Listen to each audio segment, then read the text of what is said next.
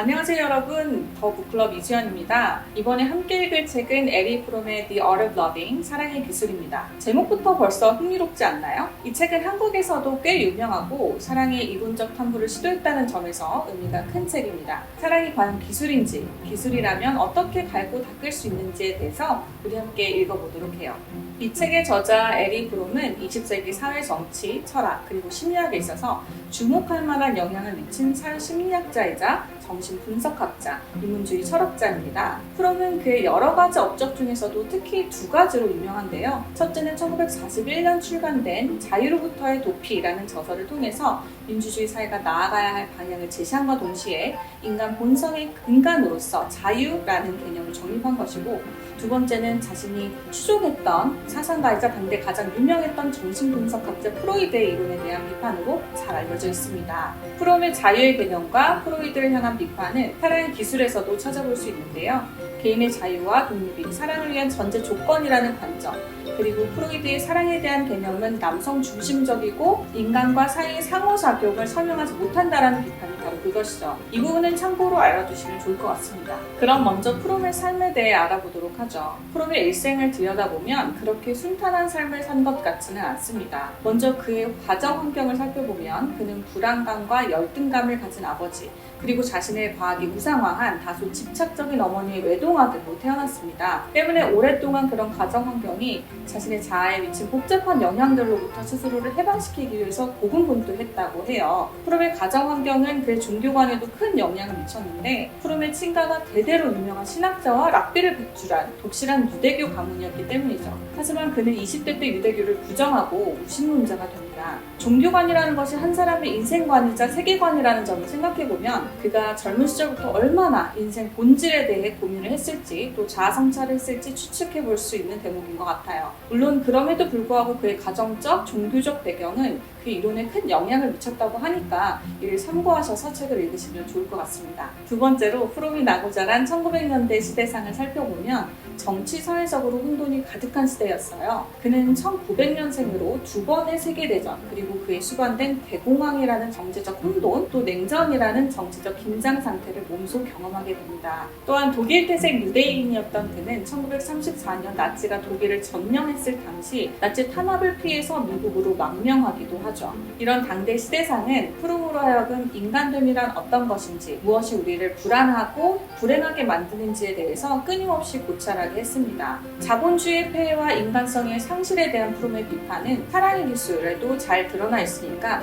책을 읽으시면서 과연 그의 비판이 현대사회에도 적용이 되는지, 나아가 정치, 사회, 경제, 문화가 얼마나 그리고 어떻게 우리의 사랑에 대한 개념에 영향을 미치고 있는지 되짚어 보시기 바랍니다. 세 번째로, 프롬 자신은 그럼 과연 어떤 사랑을 했을까요? 사랑의 기술을 쓴 프롬은 과연 완벽한 사랑을 했을까요? 결론부터 말씀드리면 프롬에게도 사랑은 쉽지 않았던 것 같습니다.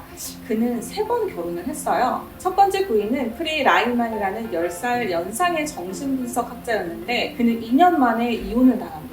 프롬은 이혼 사실을 받아들이는데 꽤 힘들어했다고 해요. 그 프롬은 15살 연상의 카렌 혼이라는 독일계 미국 정신분석학자와 연인으로 발전을 하게 되는데, 그들은 연인 관계였던 기간 내내 직업적 라이벌 관계였고 결국 굉장히 안 좋게 이별을 하게 됩니다. 그 사랑꾼인 프롬은 독일 태생 사진기자인 동갑내기 헨리 거랜드를 만나서 두 번째 결혼을 하는데요. 함께 집도 짓고 살 만큼 서로 사랑을 했지만 무슨 운명의 장난인지 얼마 안 가서 헨리가 병져 눕게 됩니다. 프롬의 극진한 간호에도 불구하고 그녀는 결국 결혼 8년 만에 자신의 처한 상황을 비관하여서 자살을 해버리고 말죠. 이렇게 프롬은 계속해서 사랑의 상처를 받았지만 결코 사랑을 포기하지 않았어요. 두 번째 부인을 먼저 떠나보낸 지 1년 후 프롬은 미국인인 애니스 프리만을 만나서 또 한 번 결혼을 합니다. 다행히도 이 결혼은 그가 죽을 때까지 27년 동안 행복하게 유지되었고, 애니스와의 사랑은 그가 사랑의 기술을 쓰는데 큰 영향을 미쳤다고 해요. 아마 이런 프롬의 사랑 이야기를 모른 채로 책을 읽으시면 그의 이론이 너무 이상적이기만 한 건 아닌가?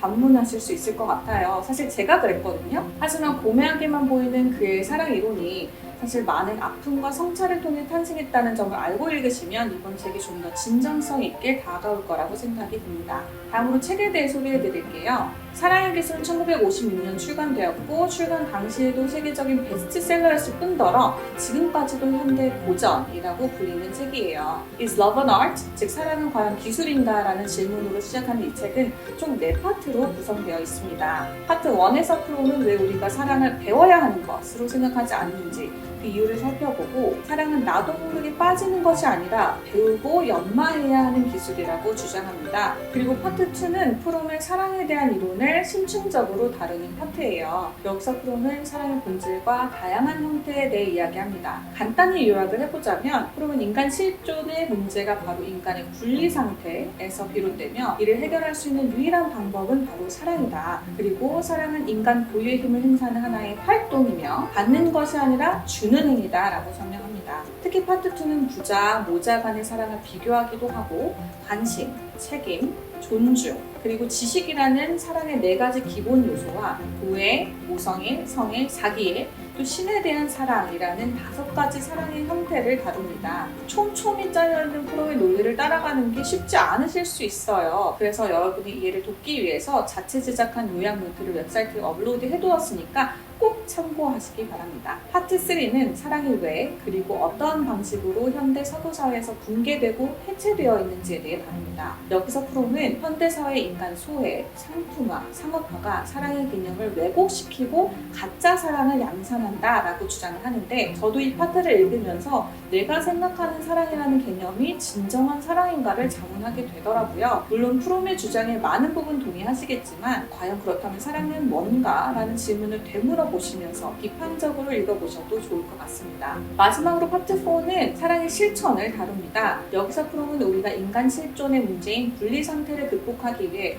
어떠한 현실 도피적 해결책에 의존하는지 분석하고 나아가 사랑을 하기 위해서 어떤 자질을 갖춰야 하는지 또 어떻게 그 자질들을 훈련할 수 있는지에 대해 이야기합니다. 특히 프롬은 사랑을 위한 5가지 자질로 객관성, 겸손, 믿음, 용기, 내면의 활동성을 이야기하는데 저도 읽으면서 나는 과연 이 모든 자질을 갖춘 사람인가 반추하게 되는 파트였어요. 여러분도 스스로 사랑할 능력을 갖춘 사람인지 한번 고민해보시고 프롬이 언급한 자질 외에도 진실한 사랑을 위해 어떤 자질이 필요한지 생각해보시면서 읽으면 좋을 것 같습니다. 이렇게 책에 대해 간략히 소개해드렸는데요. 마지막으로 한 가지 덧붙이자면 여러분이 책을 읽으실 때 모호하게 느끼실 만한 개념이 한 가지 있어요. 바로 생산성, productivity라는 개념인데요. 프롬은 성숙한 사랑을 하기 위해서는 우리가 생산적이고 활동적인 인간이 되어야 한다고 반복적으로 강조합니다. 여기서 생산성은 우리가 흔히 이해하는 인풋 대비 많은 아웃풋을 내는 경제적 관념의 생산성이나 효율성을 가리키지는 않아요. 프롬이 말하는 생산적 유형의 인간은 자기 내면의 힘을 모두 바쳐서 인간 고유의 가능성을 온전히 실현하고자